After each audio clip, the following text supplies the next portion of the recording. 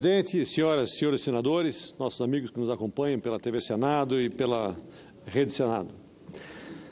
Essa profunda recessão econômica e o contínuo processo de redução da inflação por conta do baixo consumo da população brasileira permitiram ao Banco Central cortar os juros da taxa Selic ao menor percentual desde o início da história de 1986 do Comitê de Política Monetária, o Copom, que na última reunião desse ano baixou a taxa para 6,5% ao ano.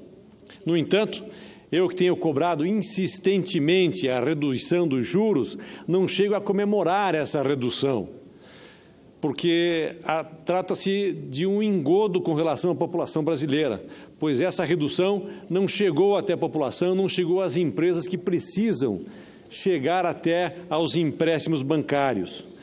Em primeiro lugar, está provado que os juros elevados não são remédios para conter a inflação, pois não foram os juros altos que derrubaram a inflação, e sim a redução do consumo no país, pois pela falta do consumo reduziu-se os preços e a inflação.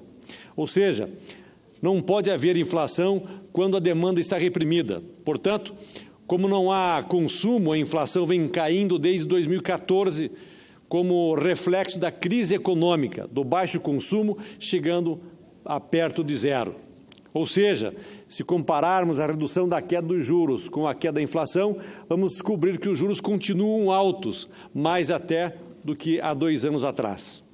Pois vejamos, há 2 anos atrás, a taxa Selic estava em 14%, a inflação em 10%. Agora, a taxa Selic está em 6,5% e a inflação perto de 1%. Ou seja, podemos considerar que os juros reais agora estão mais altos, uma vez que a diferença entre a taxa Selic e a inflação é bem maior, numa escala de 4 pontos a 2 pontos para 6 pontos agora. Portanto, a explicação para a crise econômica, para a recessão e para o déficit fiscal do governo é simples e cíclica. Os juros altos inibem a tomada de crédito. Sem crédito não há investimento, não há produção. Sem produção não há empregos, não há consumo. Sem consumo não tem impostos e, com isso, há uma redução de receita e o governo não consegue fazer novos investimentos e nem pagar a conta do alto custo da máquina pública.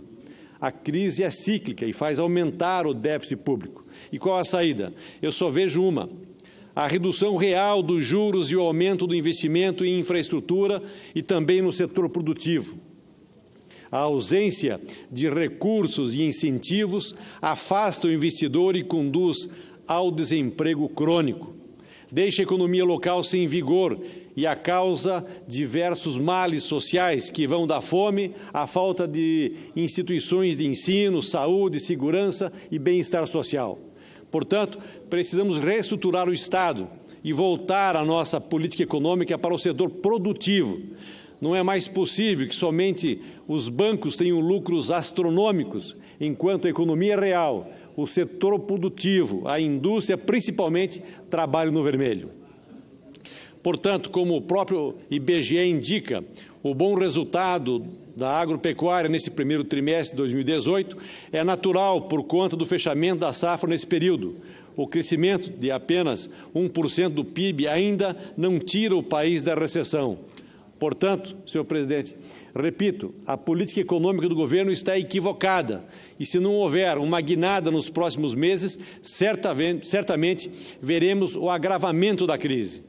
Pois não é possível que, nos primeiros 3 meses de 2018, os 3 maiores bancos do país tenham um lucro médio de 15% a mais em relação ao mesmo período do ano passado. Ou seja, o governo tem que promover uma redução real dos juros, facilitando assim a tomada de crédito. Precisa aumentar os investimentos em infraestrutura, controlar os gastos públicos com custeio da máquina administrativa e estancar de vez a sangria da corrupção. Só assim vamos sair desta crise e promover a retomada do crescimento, e com investimento em infraestrutura e nas questões sociais. Só assim nós vamos ver o Brasil voltar a crescer novamente.